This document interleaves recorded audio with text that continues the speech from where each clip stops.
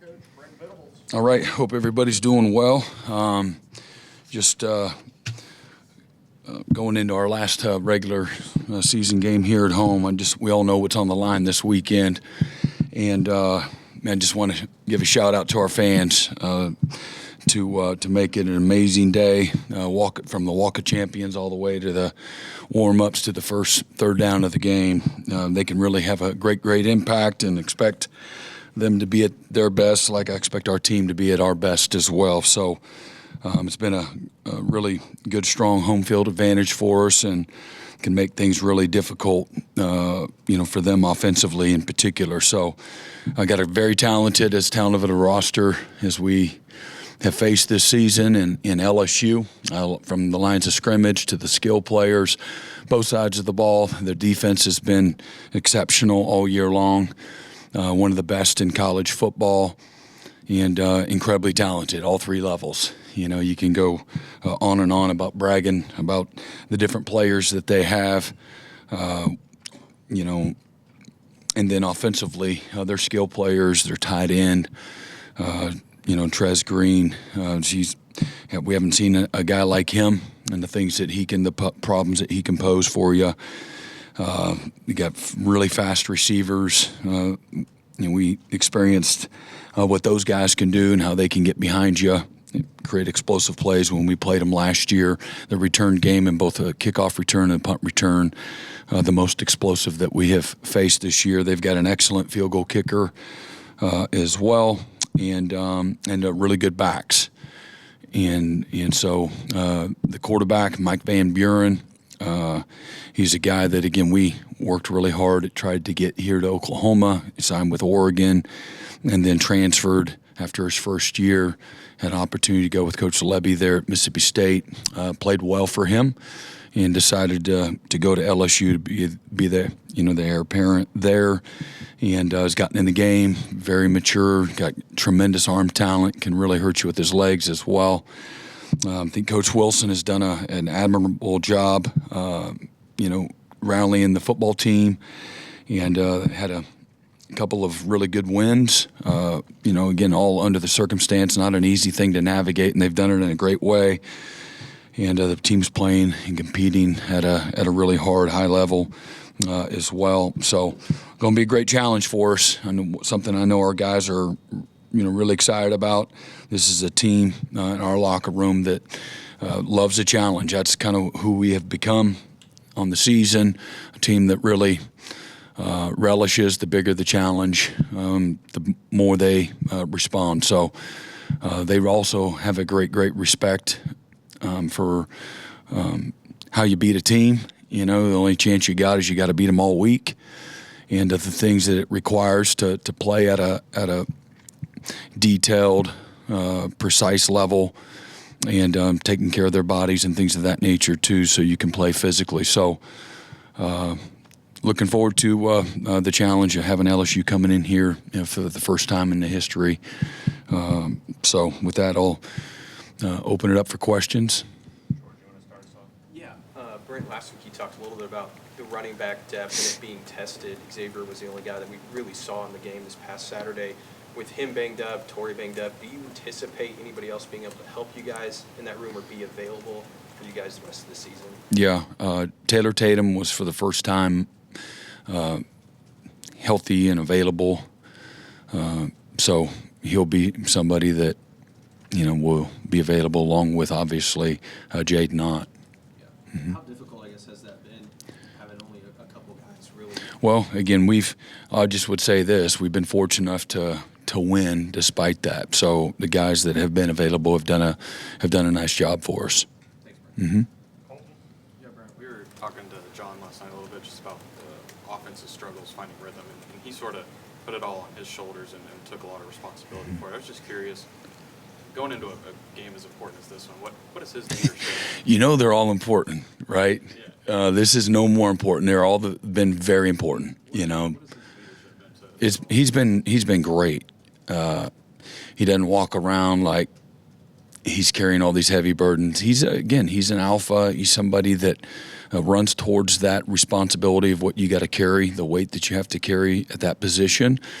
And I think it brings out, good qualities in him as a leader. The team sees him working every day, and he's got great humility, but he's got great passion and energy at practice. You guys see a very calmed down version. He's incredibly competitive, tough-minded, talking noise, and he's just a lot of fun to be around as a teammate, on the field. But he's serious about his business too. He's got a great blend. Mm-hmm. Yeah, Brent, you talked about when Troy Everett went down earlier in the season, him finding a different way to be a leader for this team. What's that looked like since his injury, and how much has he still meant to the locker room? He has stayed emotionally engaged. He cares greatly about his teammates and this team, and certainly being his last year. So, again, a guy that's been very, very invested on the field, off the field. He's got great relationships with everybody in the locker room. So it's a very natural place for him, I would say. I think coaching is in his future. And just a real natural when it comes to, find ways to contribute, from a leadership standpoint. So I think he has a way to make guys laugh when he needs to, but also a voice of reason when it's time to buckle up and, you got to do a little more. I think he's always been a guy that he has no filter, and it's a healthy way, but he has no filter when it comes to saying what's on his spirit, and it's well received by his teammates. I think he's gotten better. A couple of years ago, sometimes maybe the delivery needed a little bit of polish, and but he's really learned, how to engage his teammates to bring out, good qualities in them. Mm-hmm. Yeah. With Reggie missing the first half this weekend, how do you navigate that cheetah spot beyond just, leaning on Kendall, and what are the challenges of that for you as a defensive coordinator? The number one challenge is how to, we have players that can play it. They've got great skill to play that position. So you're looking to what's the easiest transition there, and so we've worked through that from a scheme standpoint and the ability to maybe somebody playing more than one position, because you don't want to compromise, the ability to execute the things that you need to execute within, the game plan. And then the other is just how do you not overwork somebody from a repetition during the course of the week, and have so much, again, tread on the tire. So we've, again, got a good plan for that. And so we'll see how that goes.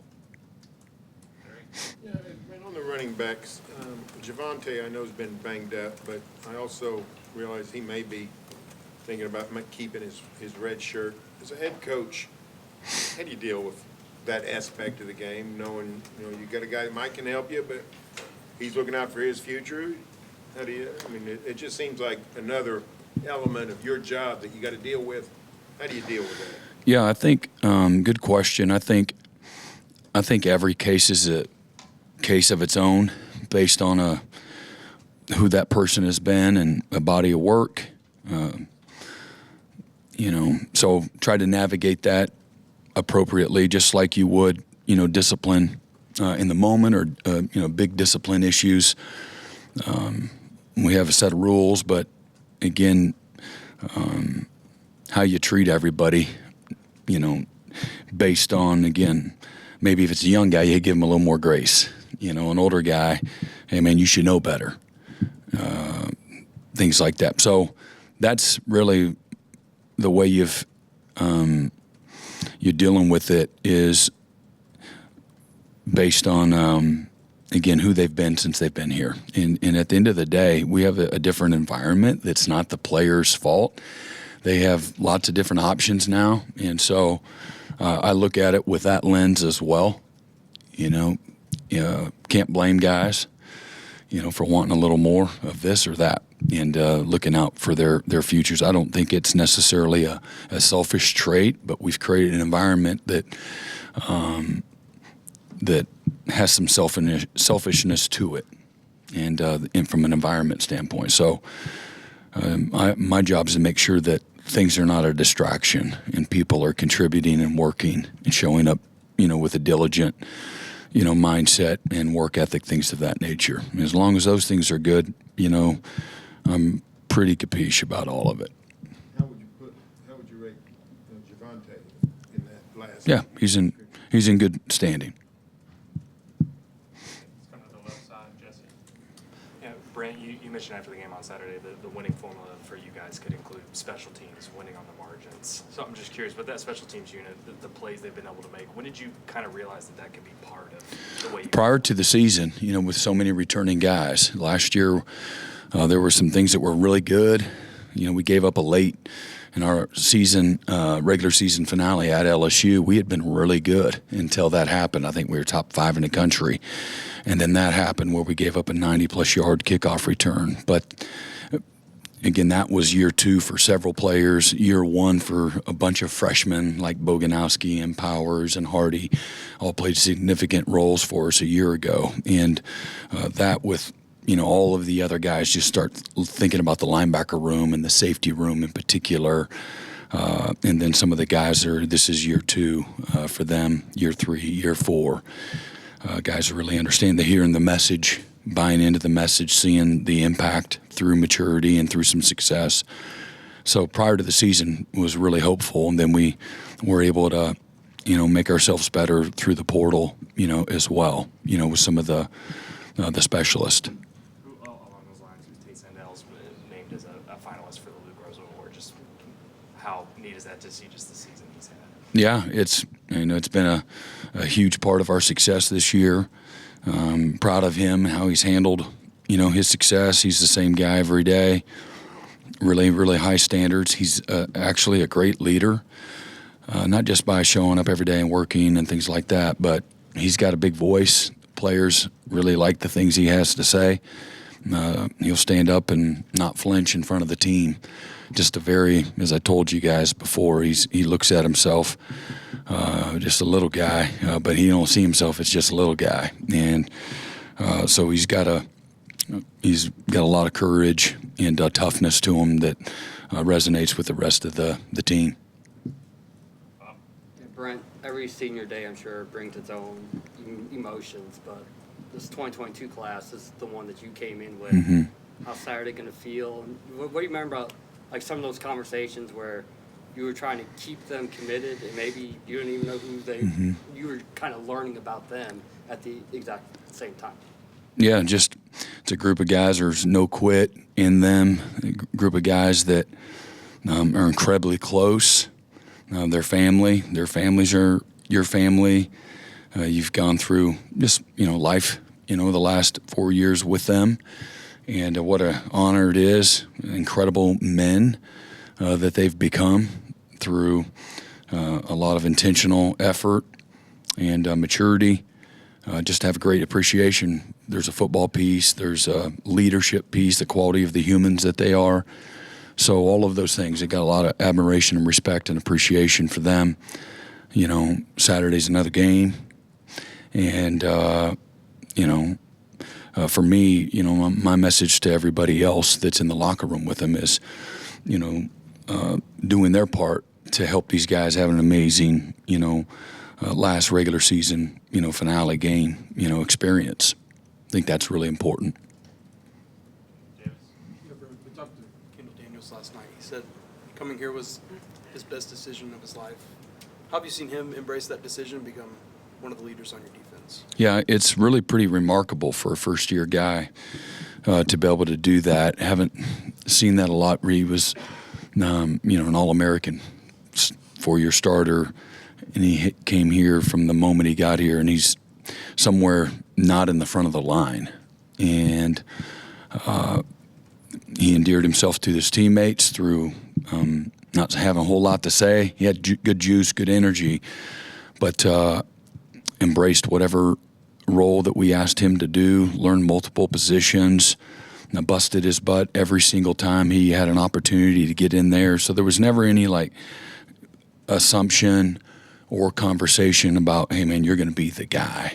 And then he wasn't the guy, and then he's disappointed, and then you're dealing with coming to see you and things like that. So he just had a mindset: I'm going to get what I earn. I'm going to create opportunity for myself. I got a lot to work on from a language barrier and scheme standpoint, and that's all he's done. Man, he's a country kid, country boy. very, very simple. He loves his family and his fiance and his teammates. He's a really simple guy and loves ball, really natural at it. He earned a lot of respect from the teammates because of how he handled his transition. It's competition, and a guy that has a nice, career on a stat sheet. But he never came in here with a presumptuous mindset. And so I think he endeared himself. I think that's been incredibly important for his success that he's had. And he's going to play this game a long time. And he's had an outstanding year. But his emotion, his energy, his enthusiasm, his friendships that he's worked really hard to create, that's how he's impacted this team. He's a huge part of the synergy because he's got a lot of life to him that he shows up with. He cheers on his teammates for their success, celebrates their success. It's not all about him.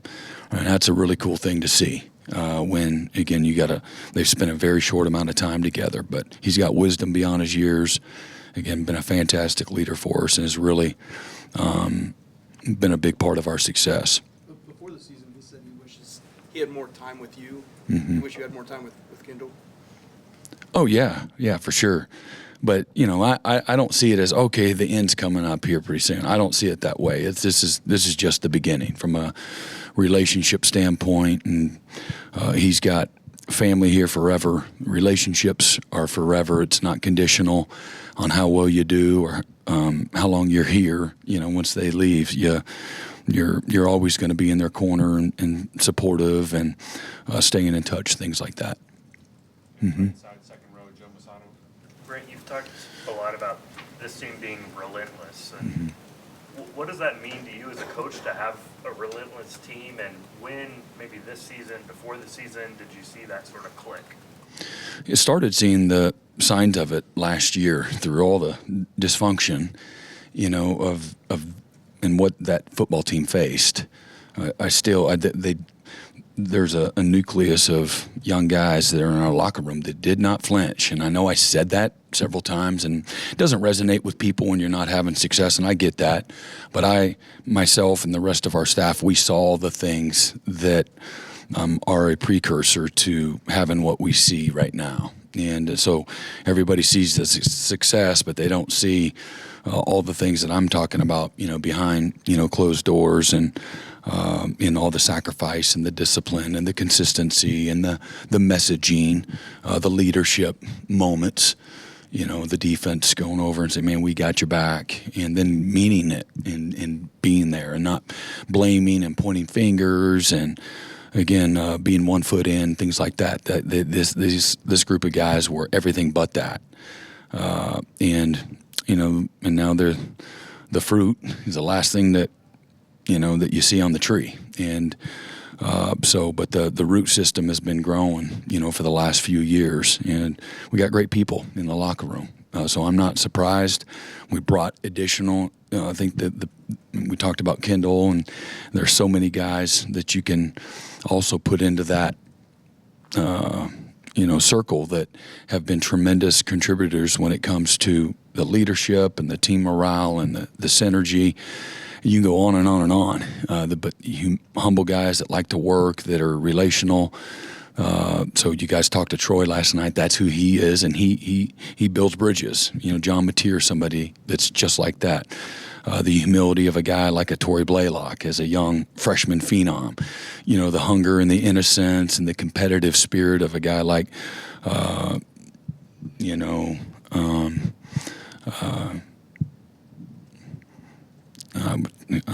Mike Fasusi, I apologize, and or Eddie Pierre-Louis. The same thing. Ryan Fogier don't say a whole lot, but man, he's willing to be led, and he shows up and competes.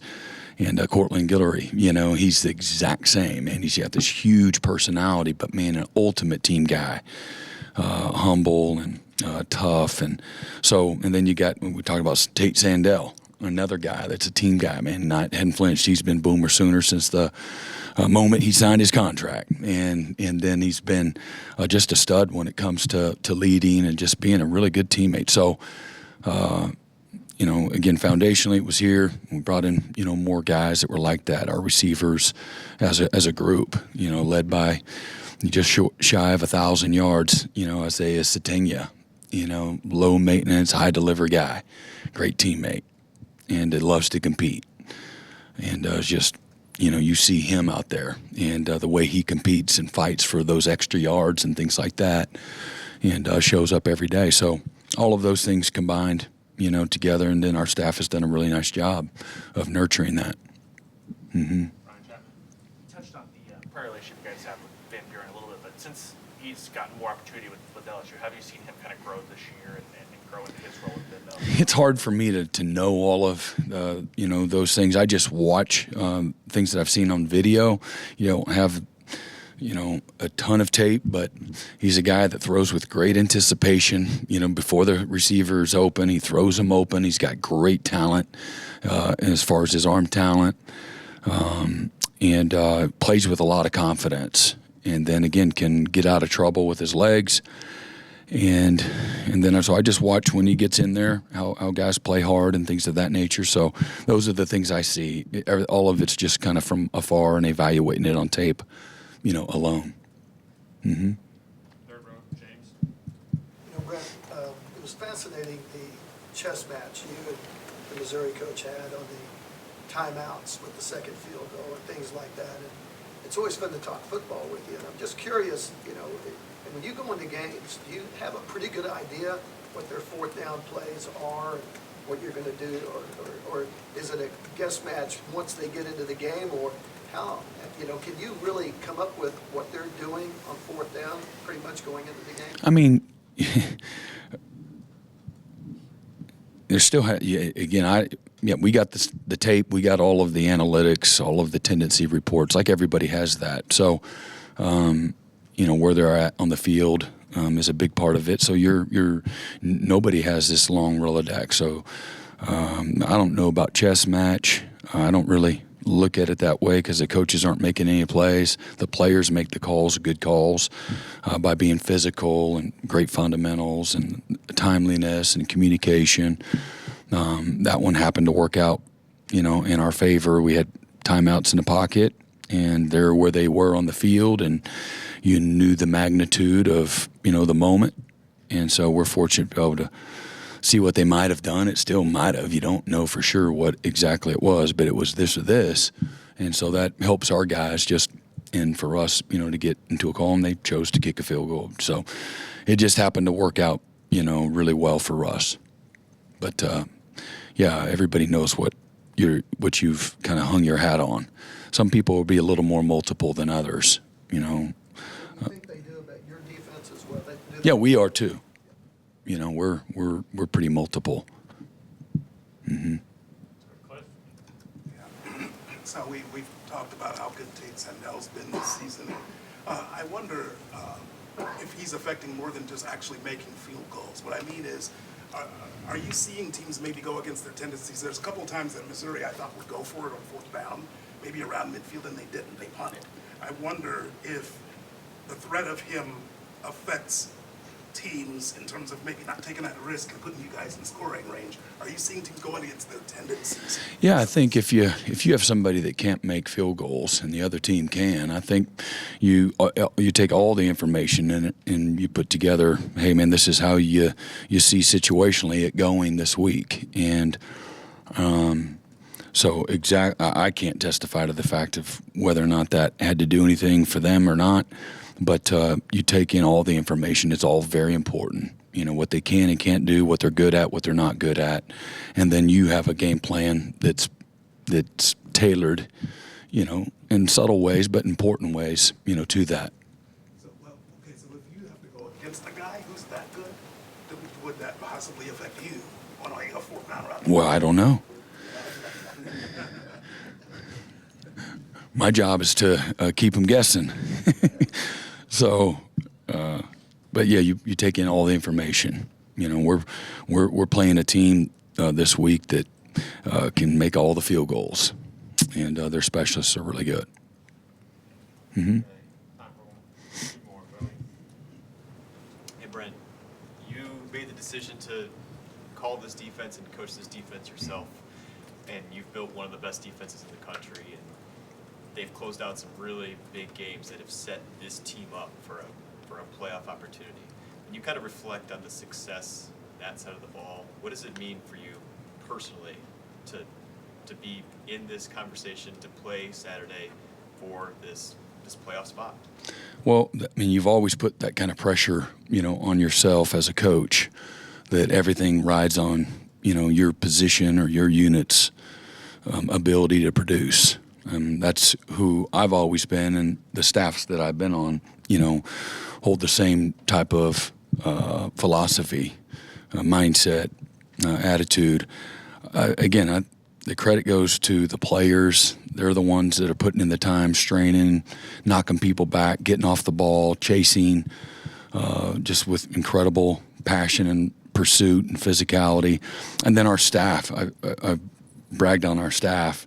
It truly is a collaboration from the Sunday when we get together and we wrap up, post-game analysis from last week's game, and then what we got to do together.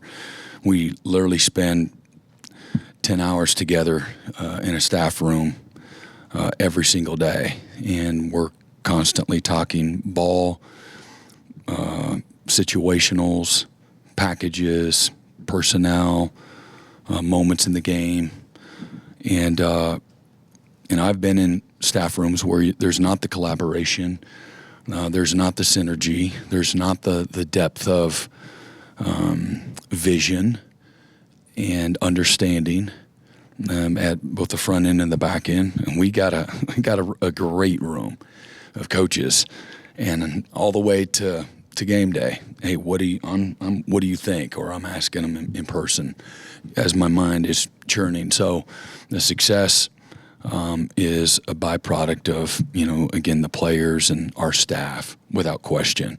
For me, I wanted the responsibility. I didn't want anyone else in the building to feel the pressure of that, on y'all wrote the stories, and again, look, I'm not, you haven't heard me come up and, I've given statements about where I think things are and what we need to do, and what's the plan to make things better and back to the standards of this,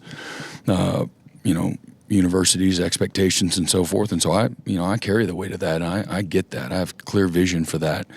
But I didn't want anybody else to have to show up every day and carry that burden. I wanted to carry it. It's my responsibility, and that's again something that I've cut my teeth on. That's why I was hired. And so I had confidence in our roster and confidence in our staff, to play at the level that we're playing at. And doesn't mean that it always happens for lots of different reasons, but we got a great group that are bought in and have worked really hard, both player and coach alike. I'm incredibly thankful, for them. Last one, third round. So obviously this late into the season, and you're a defensive guru, do you see things, or when you see things that the other offense is doing, what's your communication like with Ben Arbuckle this late into the season? Does he have full reign over the offense, or what's the communication that goes in between you and Ben Arbuckle? Yeah, it's constant communication. Hey, Ben, they're not going to get another first down in the game. Let's manage it well. I don't want to run every snap. I don't want to throw every snap. Let's convert. Let's stay on the field, And, a lot of times it's literally, hey, the other side of the ball, I put pressure on those coaches, nonstop, and put the same kind of pressure on the offensive coaches. Pressure is to stay on the field, not just not turn it over. Stay on the field, move the ball, create field position, go score. And just like I do on defense, man, this is the drive. I probably say that 8 drives a game. This is the most important drive of the game.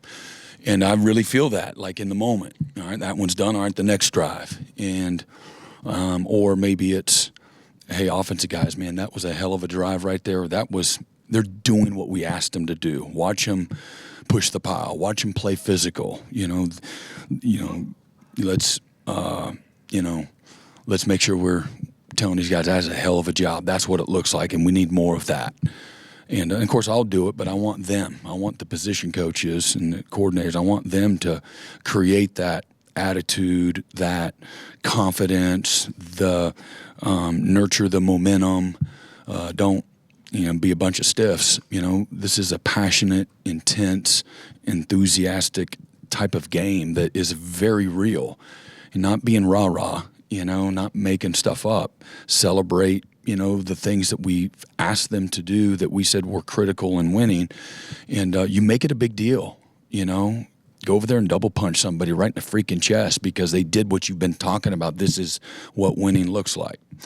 And so I don't want it always to be me, the lunatic head coach. I want it to be everybody is sharing that passion and the energy. And sometimes it's there, sometimes it's not what you want it to be, and I've just got to, always be mindful of that. And the kids like it when, the coach is having fun too, put their guard down some, but that's what it is. Hey, we're nonstop talking analytics. Hey, you got to go at 1, on 1st and 10 in the drive. And, oh man, they're just, they're sitting on it, man. You can get by that guy, or, man, they're going to make it hard on you. They're going to run the guy up the field. They're not going to let you get outside on you. It's more inside. So those are all the things without, I know whether there's, if I had somebody coming over and telling me constantly what I should or shouldn't do or being Captain Obvious, I'm not going to like it very much. I'm trying to be in a rhythm. I'm in a mindset. You need to tell me that, hey, man, we are going to go for 2, great, or they're going to go for 2, great. I get that. But it can really, it can get you out of whack too. You got to there's a fine line, That was a terrible drive. That was exactly opposite of what I just asked for. Sometimes that doesn't help. And so you got to figure out what the delivery, needs to sound like. But, and then handle, people and players accordingly. I hadn't had to say anything to, Grayson Miller because he's been outstanding. But I did on Saturday when he put, we're at midfield and we punt twice and it goes in the end zone. And so now they're like 25, 26-yard punts. We should have considered going for it. And so he had to hear an earful. Next thing you know, we put it inside the 10. I don't think that my motivational and some of my remarks were the reason why he was able to put it inside the 10, but now it's a moment where I can say, see, Grayson can take a butt chewing, and responded the right way. And we talked about that in the team meeting, yesterday. So, but it's, you're constantly collaborating, throughout the course of the week. We go against each other a lot situationally. Those are all very detailed and planned out moments of practice that are all about game day simulation. And so we're constantly talking, okay, they're playing this concept on defense. Hey, these are the things that I don't want to see. These are the things that we've been burnt. So maybe you give them, the videos, things like that, to show them, how to, attack a certain scheme. All right. Y'all have a great Thanksgiving.